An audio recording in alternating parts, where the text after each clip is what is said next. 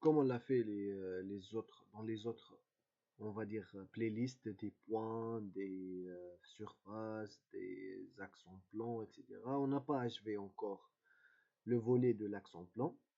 Donc, j'ai créé bien sûr les premières vidéos qui concernent la création des axes sur plusieurs méthodes, les modifications possibles sur les axes, les normes de conception qu'on doit le rencontrer dans la création des axes en plan et bien évidemment les propriétés. Maintenant, on va se concentrer sur le dernier, on va dire la dernière vidéo qui concerne l'extraction des données de l'axe en plan.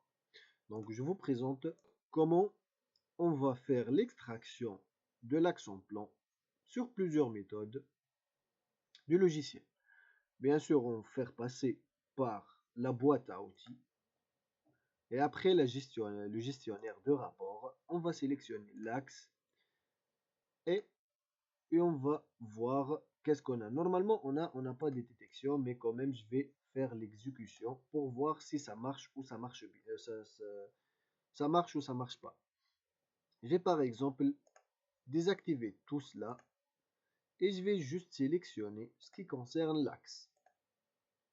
Il va détecter directement cet axe-là, on est bon, et on va directement cliquer sur OK. Je vais bien les spécifier, juste son emplacement.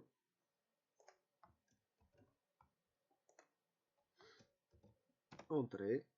Et je vais par exemple, dire rendu axe.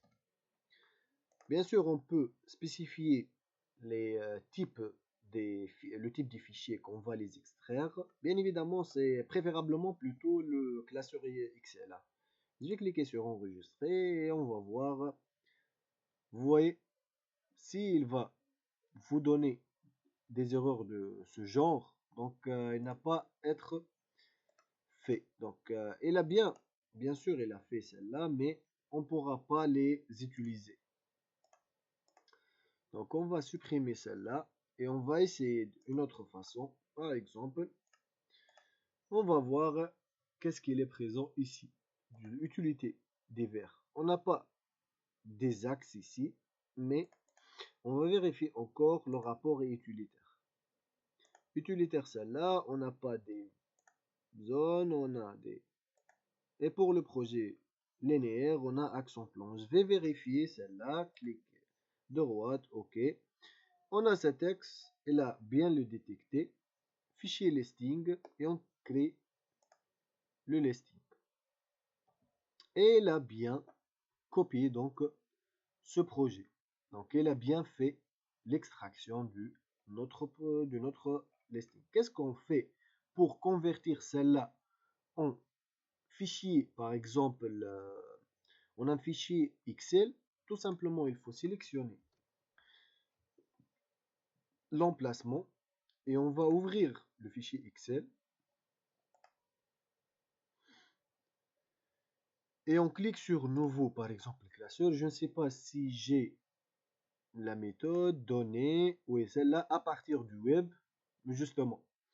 Puisque j'ai une version ancienne, donc je ne peux pas les utiliser. Mais si vous avez une version donc récente du classeur, vous pouvez passer à partir du web. Vous tapez directement vous collez directement le site, l'URL du site, et vous suivez ce qui va être présent dans les étapes, juste quelques étapes, donc 2 ou 3 étapes qui sont faciles de l'extraire. Ou bien tout simplement de faire CTRL A par exemple, CTRL C et de mettre CTRL V.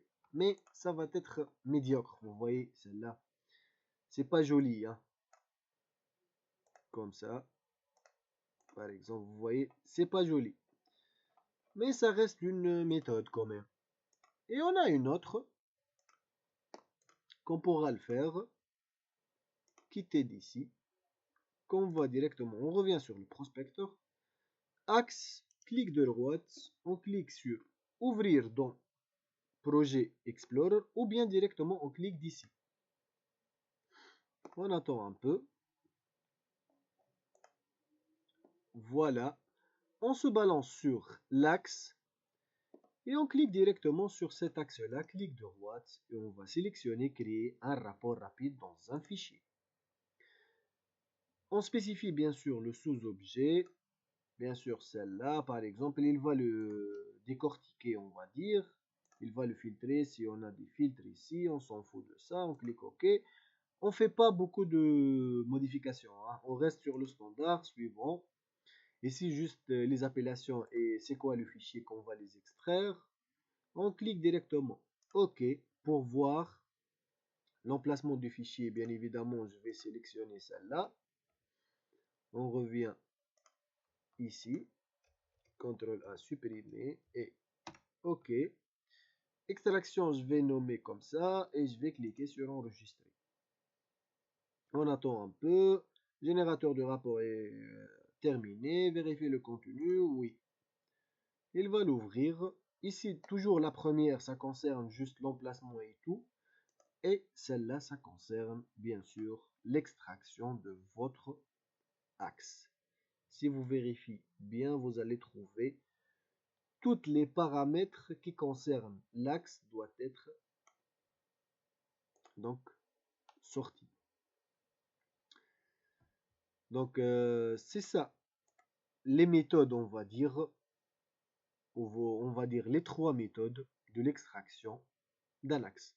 Mais ces méthodes-là sont donc adaptables bien sûr et sont justes sur tous les outils de logiciel Civil 3D, hein. Si la première méthode ne marche pas, on passe au deuxième et ainsi de suite, hein. Mais lorsqu'on travaille sur le Project Explorer, toujours ça va passer, hein. Donc merci pour votre attention et on se voit dans une autre vidéo et surtout dans des playlists autres.